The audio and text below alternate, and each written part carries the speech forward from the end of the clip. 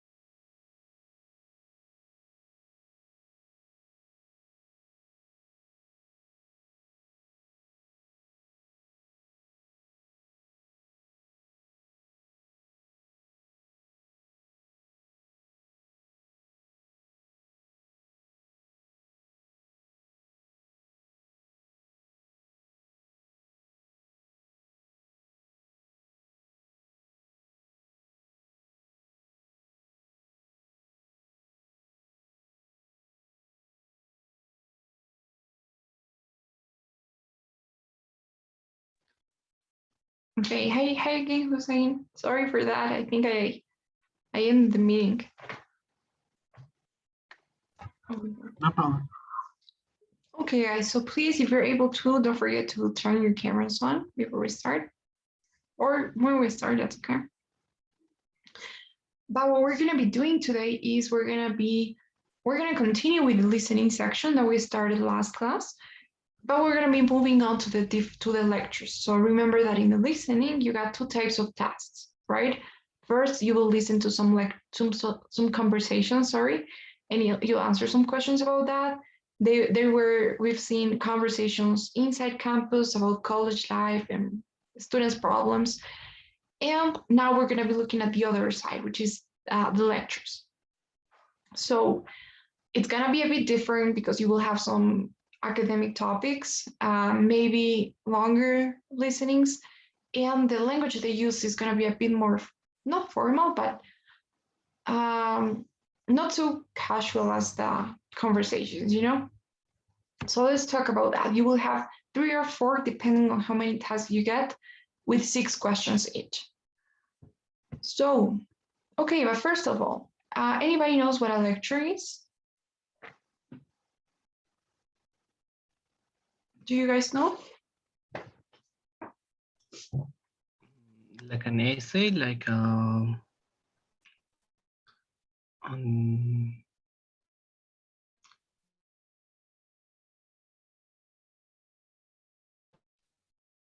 like a Like paper, like a paper.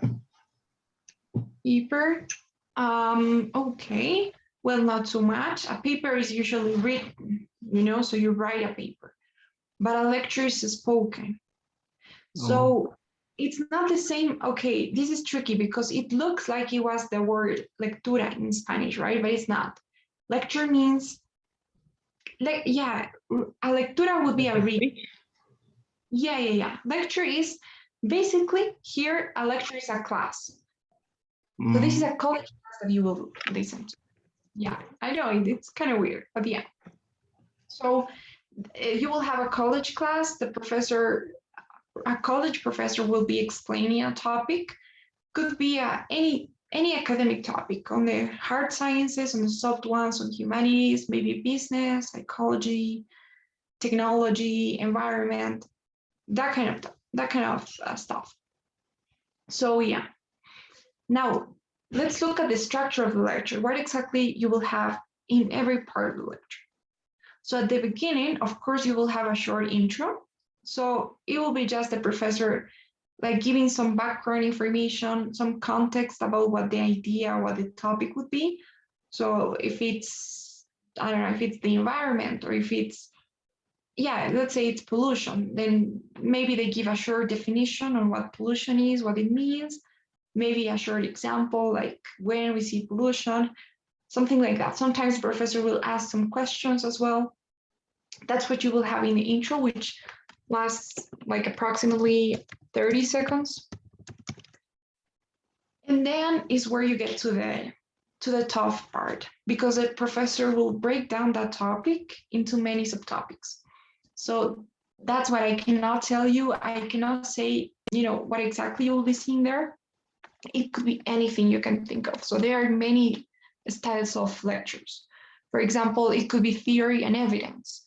Maybe the professor is discussing a theory, like Charles Darwin theory of evolution or Einstein's theory of relativity, and then you got like evidence or pieces of evidence supporting that theory. So that's usually when you have biology, physics, chemistry, the hard sciences. Sometimes you will have something about cause effect. So like we were doing, pollution, the causes of pollution or the effects of pollution. Sometimes you will have something like steps of a process. So that's like a recipe. Maybe if they're talking about the embryonic development, so how the baby develops in the womb. Maybe first their heart is developed, then some organs in the brain. So it's like in chronological order. That's usually for biology, Sometimes they're going to compare two elements like capitalism versus communism, and their similarities, their differences. Sometimes you got history, and it's like a historical note, like World War II, how it happened, or a biography, maybe, I don't know, a huge writer, Shakespeare, their biography. So it could be really anything. I cannot tell you how exactly it's going to be organized, but you can maybe that you're gonna get an idea with practice. So you're gonna see what the most common topics or types are, and also pay attention to these transitions. That's gonna give you an idea. So if you hear like first, second, third, finally, it's probably you got a steps of a process. If it's comparison, maybe you have something like on the other hand, similarly, likewise, or in contrast. If it's cause and effect, you will probably hear something like as a result, this led to, or thus, therefore. So pay attention to those transitions. That's that's actually the first tip for today, let's say, because they will definitely give you an idea of how the lecture's organized. Whenever you hear something like, all right, class, so now let's look at, or I would like to say, I would like to add, moving on to, finally, those red flags will give you, first thing, an idea of how it's organized, and second thing, how the ideas are related to each other. So as I was saying, if it's on the other hand, then it's the opposite. If it's, for example, it's an example. If it's similarly, then it's kind of similar. So make sure that you check out some transitions, you know what they mean, and whenever you hear them in your lecture, pay attention to them, because that's going to give you a good idea. So, okay, so I think we've changed the subject. So you got the intro, 30 seconds, definitions, examples, and then you got the topic broken down into subtopics. You could have facts, theories, examples, opinions, statistics, numbers, pretty much anything. And now another thing I can say is sometimes you will have the type of lecture where the professor is the only one in the room and he's the only one that's going to be speaking. You won't hear anybody else's voice. And sometimes you have like a more dynamic class in which the students are also involved. So in that case, the professor will ask some questions, the students will respond, and you will get that, you will have a dynamic going on. So it is kind of more enjoyable, I would say. The other one to me is robotic. It's like the professor's just reading something. So, okay, another tip, second tip for today. If in your class or in the lecture, the students are also involved, make sure that you recognize who's saying what, because sometimes the students will say things that are not really or necessarily true, and that's going to be your question. So it can be tricky, like there's confusing information. but pay attention to who says what. If it's the student who's speaking and you want to take notes, you can write down a big S, so a student, this is what the student said, so we don't know. So yeah. Okay, guys, so is that clear? Do you guys have any questions so far? All clear. No? Okay. All right, so I'm not gonna repeat the tips because I already kind of gave you ones for the conversations. They're the same, you gotta be focused on the listening. The way it works is the same. You can answer the questions one at a time after you listen to the lecture. They don't allow you to listen one more time, so you gotta be real focused. What I could add to that is maybe try to think like a student, like if you were part of that class and you were about to take a pop quiz on that. So what would you say the most important information is? It is really important for you guys to prioritize and classify your info. Not everything they say is going to be important. If they give you like an everyday example, then it's probably not as important as if you have some statistics, and some percentages there. So, learn to distinguish. You don't have to really take notes on everything, but you do have to take notes on the details, on the things that you consider important. Sometimes the professor will raise their voice. So when you hear that the professor is like repeating something or emphasizing on something, or maybe asking questions, usually the questions are part of your questions as well. Pay close attention to that. Make sure that you have your notes for that part. Make sure that you take notes on any details that you wouldn't normally remember, like if you have dates, if you have concept, that's something that I've seen over and over again.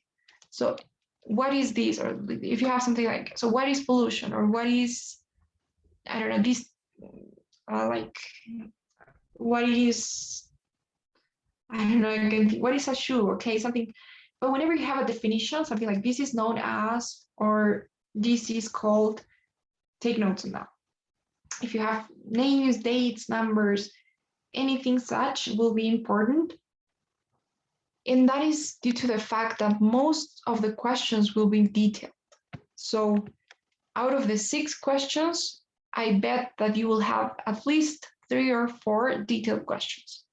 So, and those details are like, what was the name of the guy that died in 1903? Or what happened in 1945? Or how many of these, I don't know, this type of birds are there? So make sure that you have those details ready. Okay, so one more thing before we look at the example, try to take your notes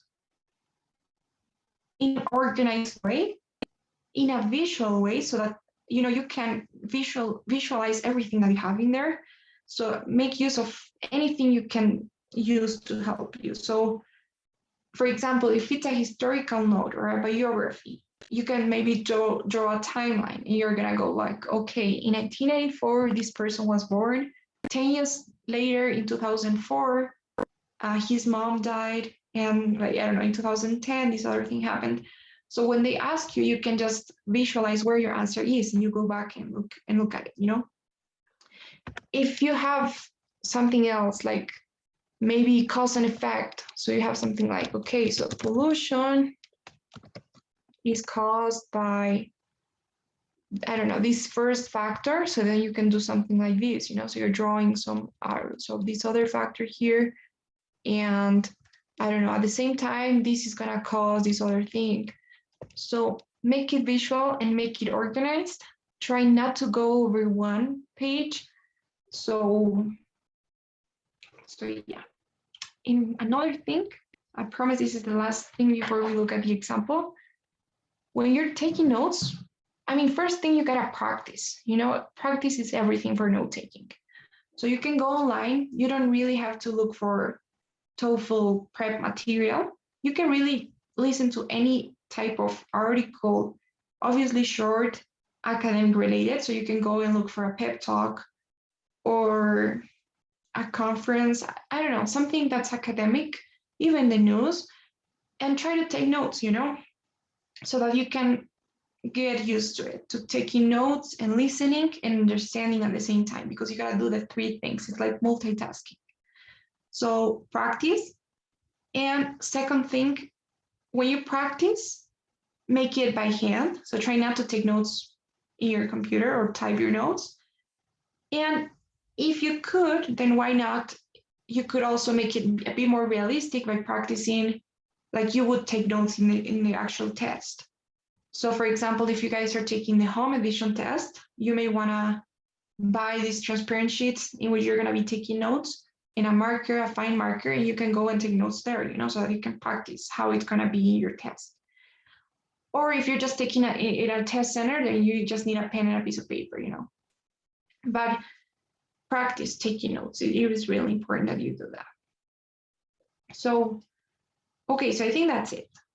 I don't know if you guys have any questions.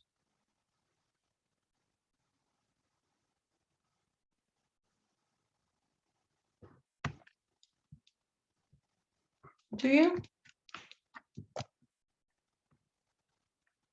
No. Okay, so let's go with the first example. What we're gonna do now is we're gonna listen to the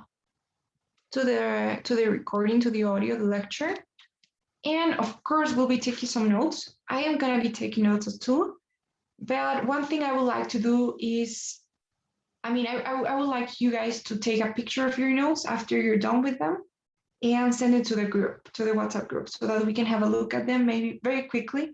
And I'm also gonna be sending you my notes so that we can maybe compare, see how we have the information organized, and make some comments about them maybe.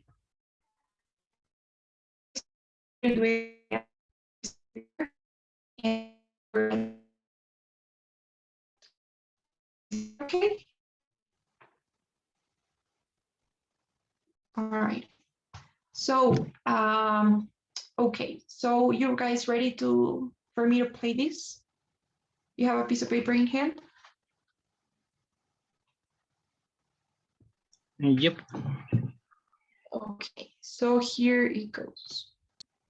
Hello, class. Going to be looking at facial recognition and to the different sorts of technology that go into facial recognition. Now, before we start, can any of you tell me where we can see facial recognition in action? Yes, you at the back? In the TV show Las Vegas? Well, you're right. In this popular TV show, the security team pull images of the individuals from their surveillance system and run the image through a database to identify the person. In that way, all the card counters and blacklisted gamblers can be escorted from the poker tables. It looks easy on TV, but in the real world, facial recognition is a tricky business. So let's start with the more traditional methods of facial recognition. Every face has peaks and valleys, and these can be translated into what is termed as nodal points. Each face has about 80 of these, and they include distance between the eyes, the length of the jaw, the width of the nose, things like that. These measurements can be used to create a numerical code, and this is called a face print. This system is good because it can compare two-dimensional images such as photographs. The problem is that images have to be controlled. The person has to be staring straight at the camera. There must be no variance in facial expression or lighting because any variance in these parameters reduces the effectiveness of the system. So they had to come up with another way. So the new way of recognizing faces is by using a 3D model. It has better accuracy allegedly. 3D imagery detects distinctive features in the face such as the curves of the eyes, nose, and chin, features which do not change over time. These are measured at the sub-millimeter level. Interestingly, a 3D image can be taken not only from a live scan, but also from a 2D photograph. And another good thing about the 3D system is that it can recognize a person from a range of angles. The person doesn't have to be directly facing the camera as in 2D technology. Once again, the system gives each individual a unique code, a set of numbers that represents the face.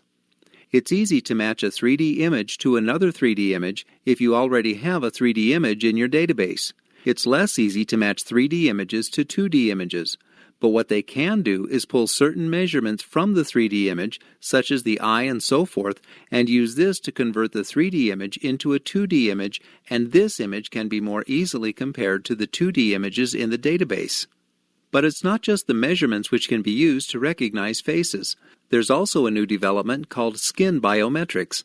This uses the uniqueness of skin texture to get its results. The process takes a picture of a patch of skin, and the system will then identify any pores, lines, moles, blemishes, and other features of skin texture. This method can be used to identify identical twins, something that cannot be done with the 3D technology. Its other advantages over 3D imagery are that it's insensitive to changes in expression, blinking, smiling, and so forth, and can compensate for changes in facial features, such as the growth of a beard or wearing glasses. It's not perfect, though, as it is sensitive to lighting conditions and poor camera resolution, and if there is glare from the sun. So, now we've covered the main types of facial recognition, we'll move on to its uses. Now, has anybody here... Alright, so that was. What do you think? Any comments?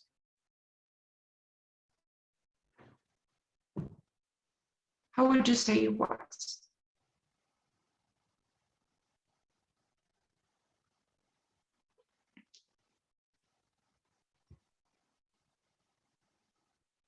Okay. It was like hearing the news. Yeah, right. Yeah, I think so. It was kind of like hearing the news. Was it fast? Yeah, it was fast. It was, yeah, it was indeed. But was it understandable? Sure. Fast, Yeah. but at least the main idea. Yeah, I think so too. Luckily for us, we didn't have as many details here as we do in other ones. It really depends. I think it's kind of luck as well, because sometimes you will have this biography. For example, in this page, if you guys look at it, I think the first one is a biography of Sylvia Plath, and it's quite hard because it's just dates and names, and I don't know. But yeah, I think the one that we did was okay. Also, they're probably gonna be, professors. They try to use people that have like a standard accent, a clear voice, so should be understandable. Okay, where are we though? I think it's this one. Okay. So what we're gonna do now is please take a picture of your notes and send it to the group if you could. I'm also gonna do that. So yeah, please.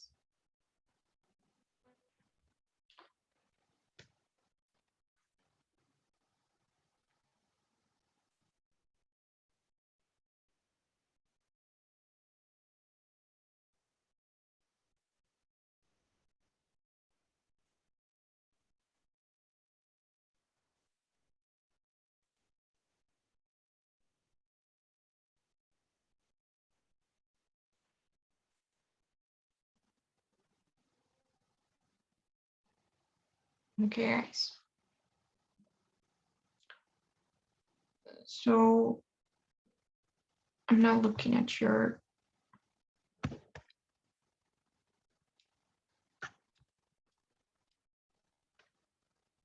Okay.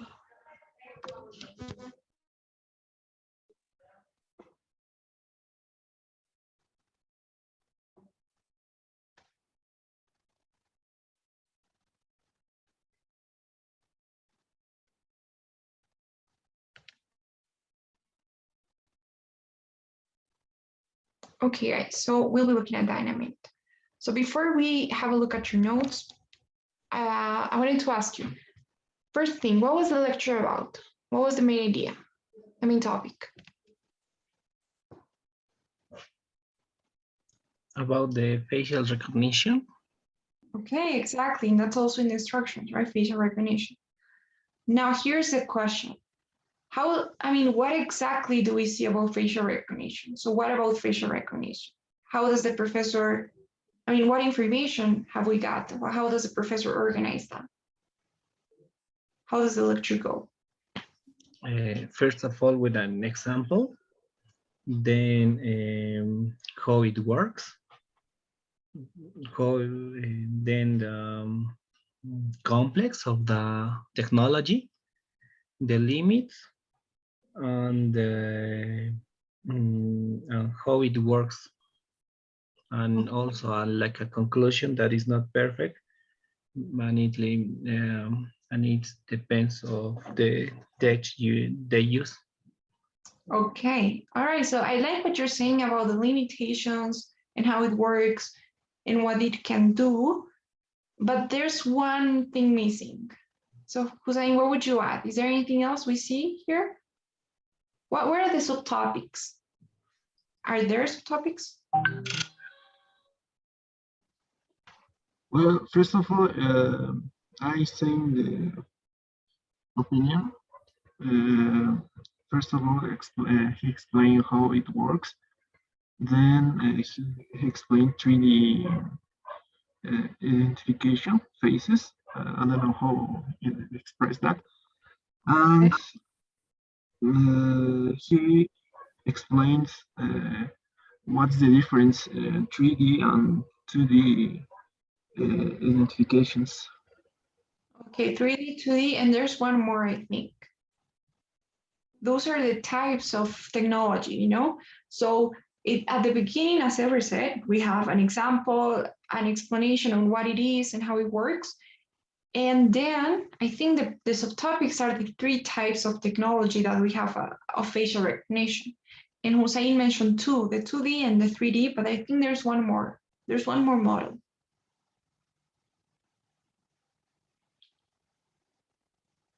The code per person. The code. Okay, I think that has to do with the definition of facial recognition or facial print, but there's a third type of facial recognition.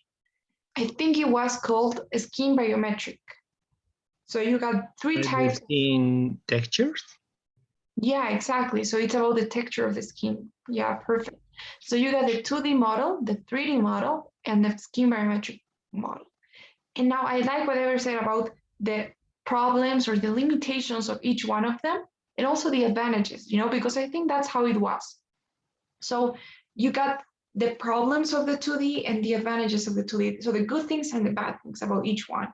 And I think that each type was created in order to improve the previous one. So the 3D model is like an improvement of the second one. And the skin biometric one is like an improvement of the third one, of the 3D, sorry. So I think that's kind of how it was. So now let's look at your notes. Okay, so first we have Hussein's here. Okay, so we have facial, television, Vegas, tricky business, face print, photographs, 3D model, figure space, how to recon, need codes to easier recon. Okay, so this is great, but first thing, I think it's too little. You don't have as many information. It was a 4-minute lecture. So I'm guessing we needed more, you know? I don't know if this is gonna be enough to answer the questions, unless of course you're able to remember most of it, but I don't know.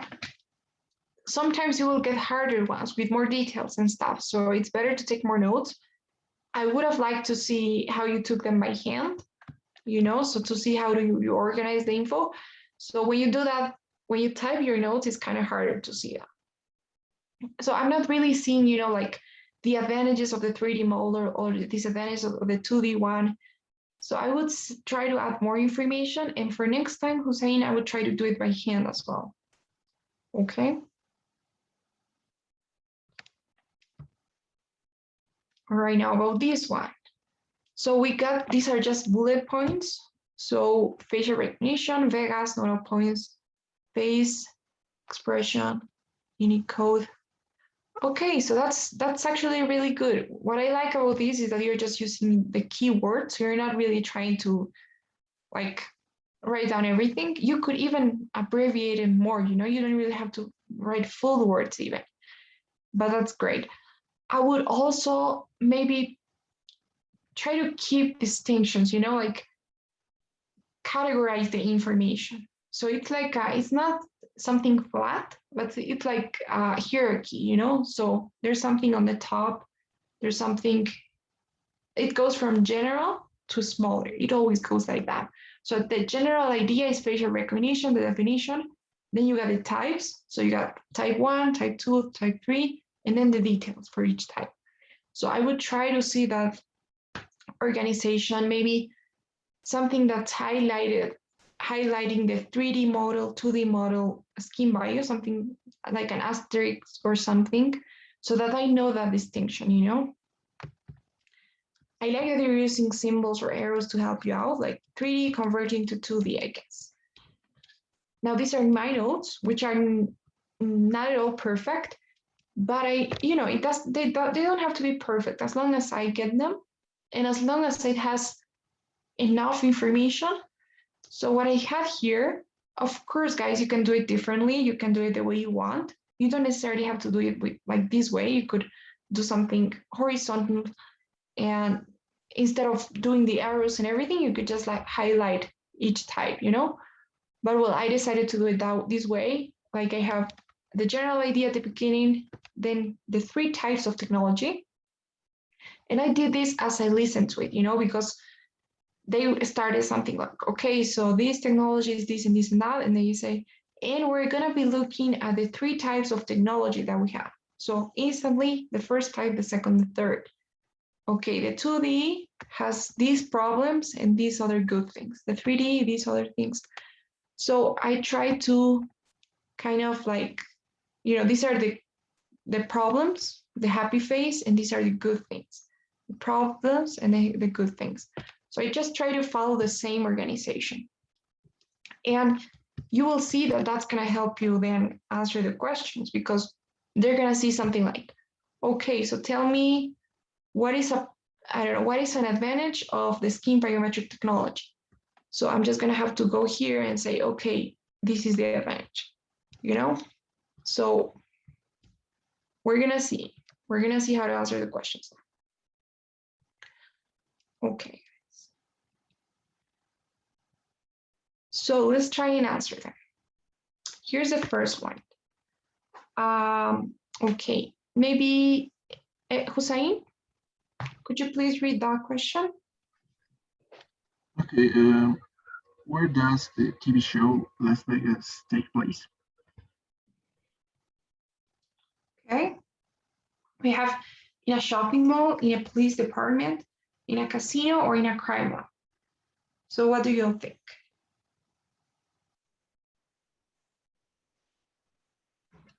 In a casino. Okay. What makes you think he was in a casino? Do you remember? I only remember he said Las Vegas, so I suppose Las Vegas have a lot. Okay. So because of the name Las Vegas, that sounds like a casino, yeah. Ever, what about you? There was a joke about the TV show, and it was about the casino because a woman said that. Okay, so yeah, let's go for a casino. So I do agree with you guys. It was a casino, and what I remember is that they mentioned something about poker tables or gamblers, you know? So poker tables, gamblers, casino. The name is tricky, you know? I like your logic of saying, well, Las Vegas sounds like a casino. And that's what you gotta do in case you don't know the answer. You see right now, it was the correct one. But it's not gonna be, you know, it's not 100% effective. Because, for example, Las Vegas, I think it's also known for its security, you know, and its police. So I don't know, it could also have been police department or crime lab, because, you know, crime is known in Las Vegas. So, okay. But just try to remember or take notes on that. Those details are going to help you. So if in your notes you have something like poker, if you have that word, you're going to know it was a casino, because it couldn't have been a police department or a shopping mall. So even the I don't know, the simplest of details can help you. All right, so the second one, can you please read it, Ever? Sure. What is a face print? Okay, so is it a code identifying a face, distinctive curves in the face, to the image, or the number of node outputs? What would you say? It was the distinctive curves on the face. Okay, Zain, what about you? No, wait, the number of nodal points on the face, I think. Okay, and then D, Hussein?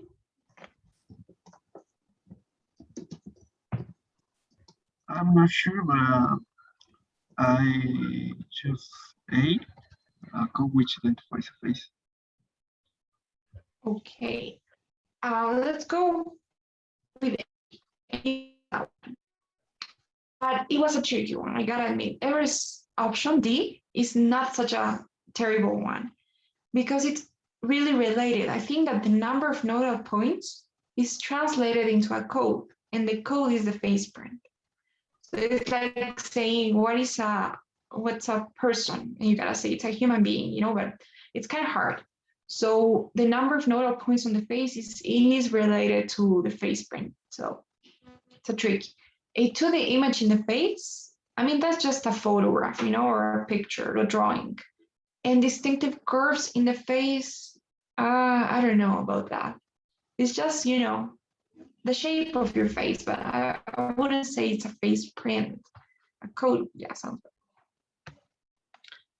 Okay, what am I doing? All right, now the third one is identify two problems with 2D facial recognition from the list below. And you got those 4 options. So what would you say are 2 problems with the 2D model?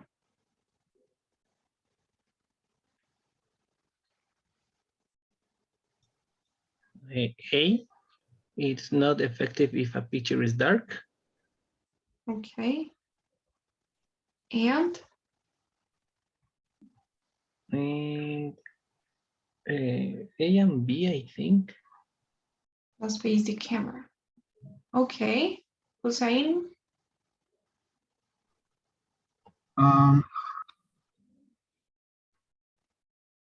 I choose letter C, face curves change over time, and the person in the photograph must face the camera. Okay, so I think we all agree with B. Let's choose C. Okay, that's the A. All right, so A and B. It's not effective if a picture is dark, the lighting and stuff. Now, the person in the photograph must face the camera. I'm glad you guys chose that one. It makes total sense because the 2D one is more about the shape, you know? So the 3D one, I think, is able to recognize you from different angles and stuff. I don't know. The facial curves changing could be. It's not about one. D is definitely not the one. You know, nodal points cannot be measured because we know that they can. So the number of nodal points, so they can be measured. Okay. Now, question 4. It is, what's the problem with the 3D technology? So what would you say the problem is with this technology?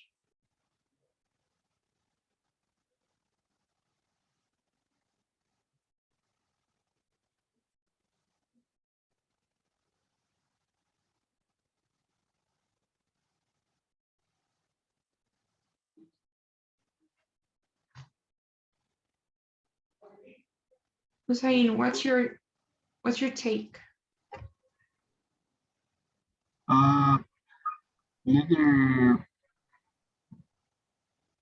Letter A.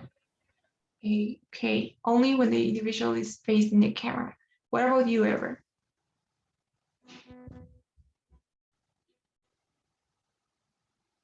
I think it's B. Image must change over time. Okay, let's try both. Okay, Want to change that? C. C. Okay. No. D. Sorry. So it was a hard one. It was a tough one. The thing about this is that they don't mention that when they're talking about the 3D one.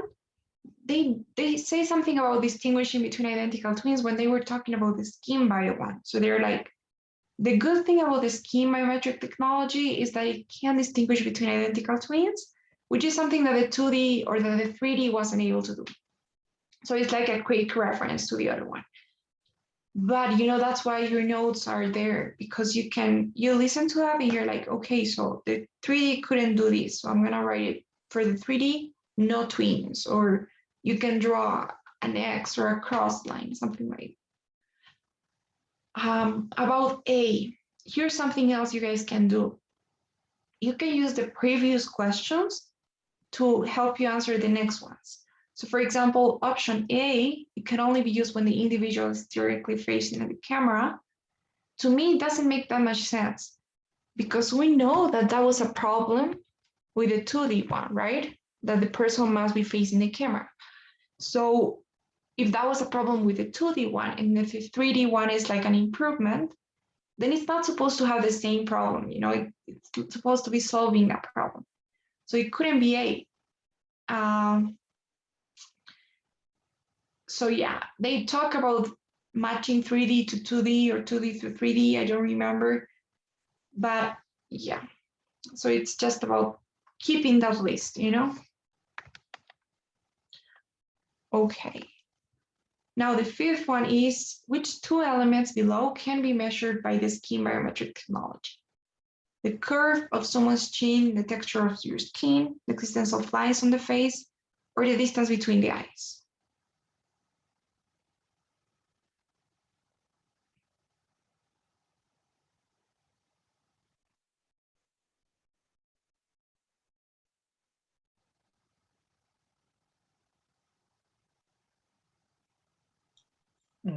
Letter B, I would say. And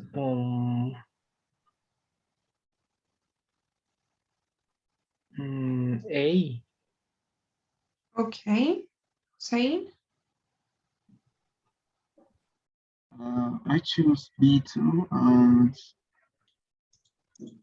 letter C. Okay, so that was correct. B and C. You guys were right about B, and then you were right about C. Now, remember, this one is quite, I would say easy, because, at least in general terms, I know that the 2D is more about the shape of your face.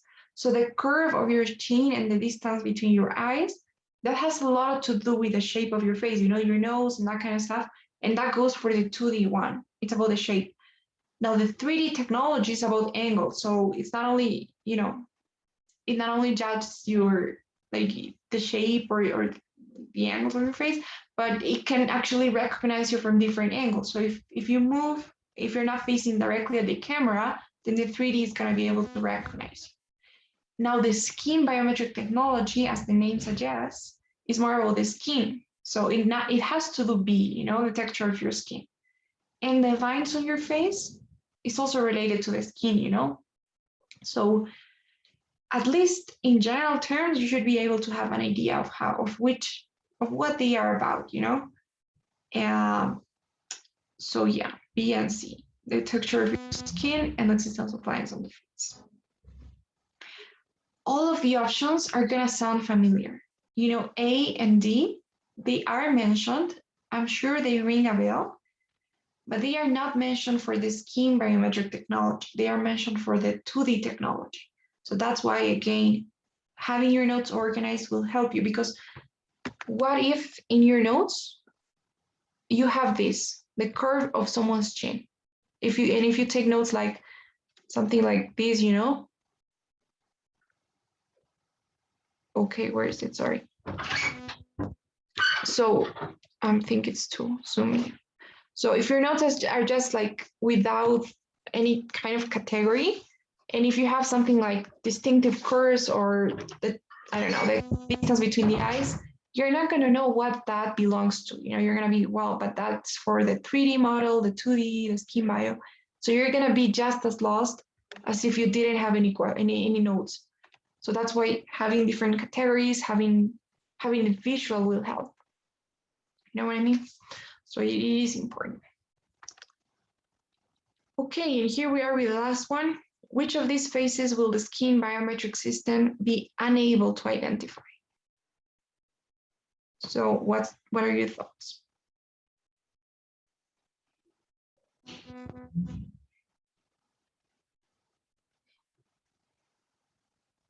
A, B, C, or D?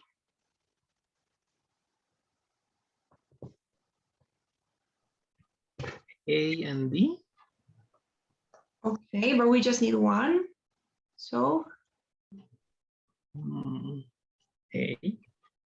okay, Hussein?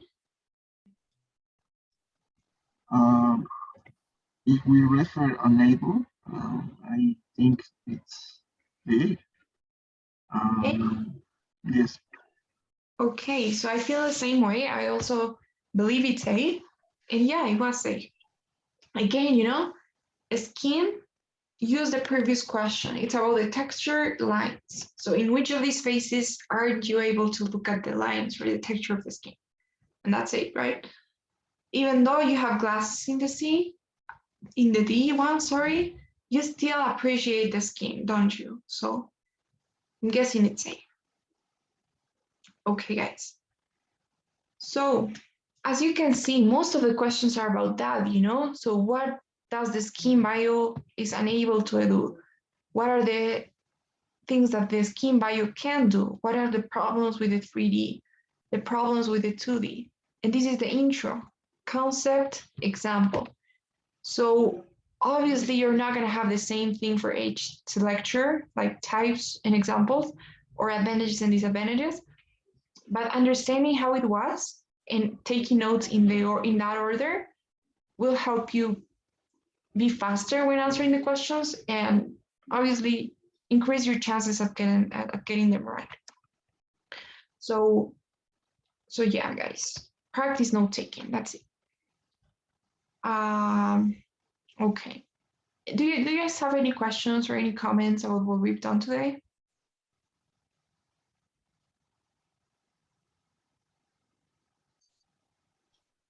No, it was okay. It was great.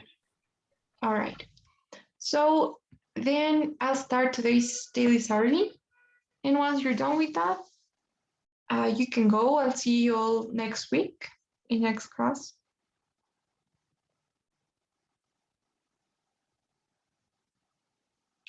I just started it.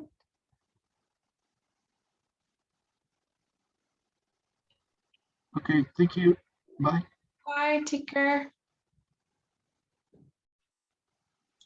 Thank you. Bye-bye. Bye.